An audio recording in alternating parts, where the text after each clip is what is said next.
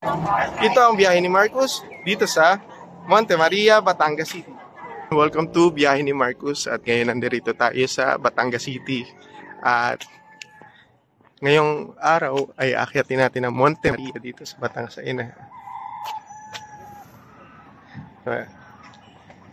Ayun si Mama Mel. So, ayun. After so many years na pagplano natin na pagpunta dito sa Monte Maria, ngayon pa lang tayo matutuloy.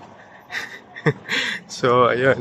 I'm so very happy na natuloy na nga ang ating pagbisita dito sa Monte Maria at isa sa pinakamalaking statue ni Mama Mary dito sa Pilipinas. So, ayun.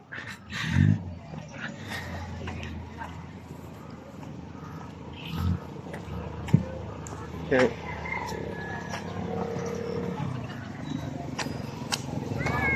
Yan, nandito tayo sa gilid ng kalsada paakyat sa Monte Maria. Ayan, kung makikita nyo dun sa kabilang camera, yung statue ni Mama Mary. Pero malayo-layo pa yan. So, pag inikot natin yung inakyat natin to, dito kasi tayo sa may kalsada paakyat, so ikot pa yan doon sa may kabila para marating yung Mama Mary na yun. So ayan na, dagat.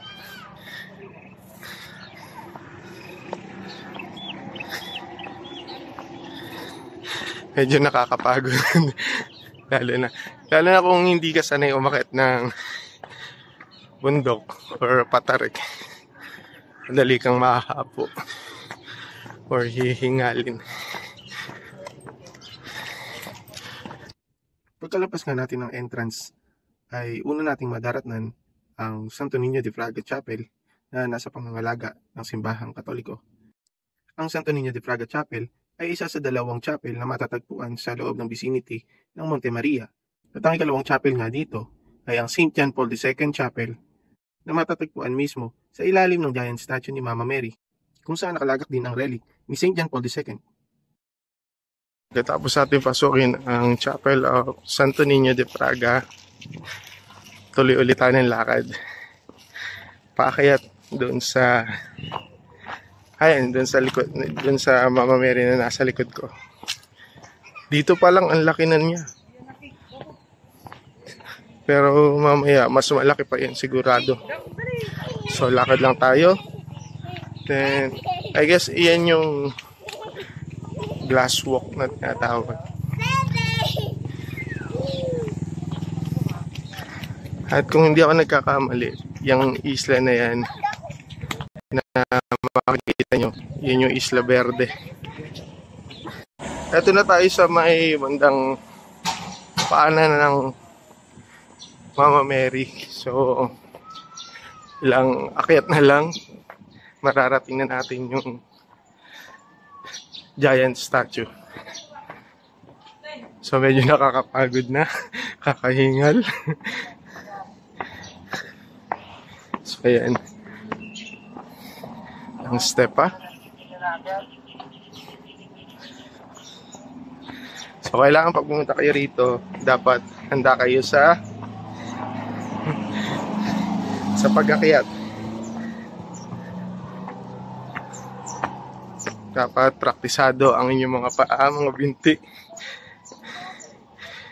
Kasi hindi pwedeng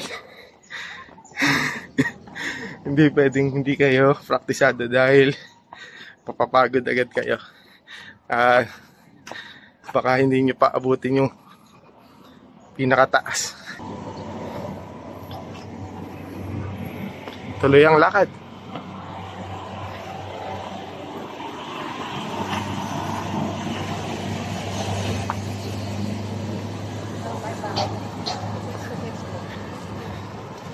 Ayun na, ganda ng view.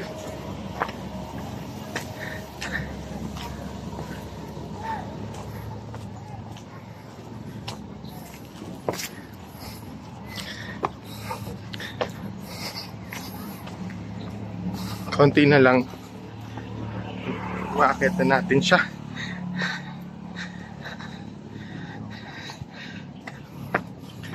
And saka pala dapat pagpunta kayo rito, advisable na meron kayo sariling sasakyan.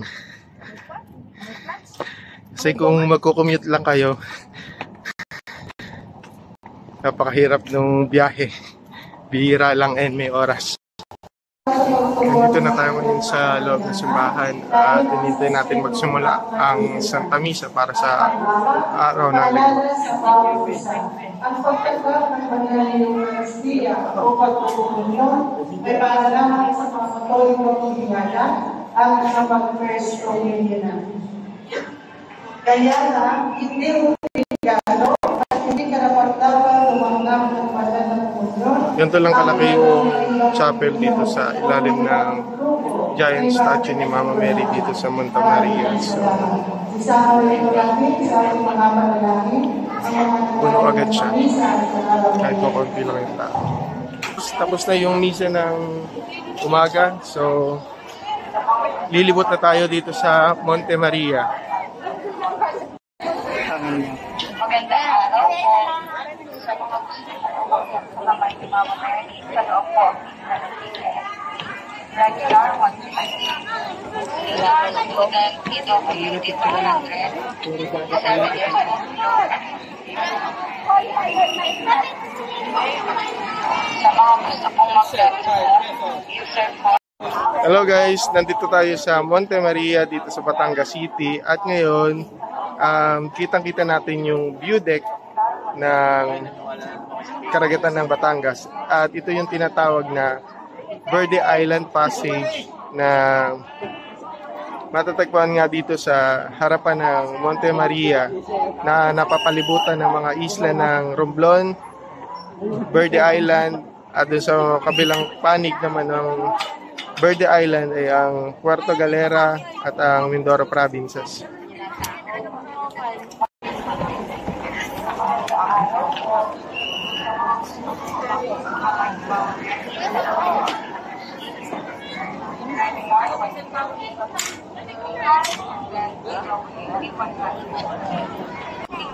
Hello guys, yung nakikita nyo isla dyan sa likod ay yung tinatawag na Verde Island. And natawid na natin siya way back in 2018. Ang Verde Island ay nasasako pa rin ng Batangas City and napakagandang lugar.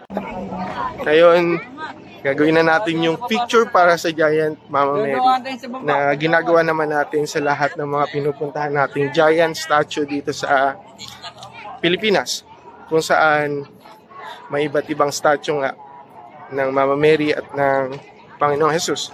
So, itong giant Mama Mary dito sa Monte Maria, I guess pangatlong giant statue na napuntahan ko na. Una yung kamay ni Jesus, then Regina Rica, then ito yung pangatlo, Monte Maria. Ayun o. Dito nga natatapos ang ating paglalakbay dito sa Monte Maria, dito sa Batangas City. Ayan, pababa na tayo. So kung kanina, hirap na hirap tayo umakyat. Ngayon, papilisan naman bumaba. Ayan, habang bumababa tayo, kitang-kita natin yung statue ni Mama Mary sa likod. And dito sa bandang harapan, kikita mo naman yung bagong attraction dito na glass walk.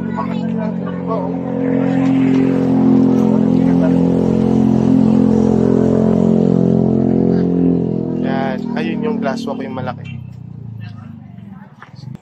Mula dito sa Monte Maria, Batangas City, ito ang biyahe ni Marcus.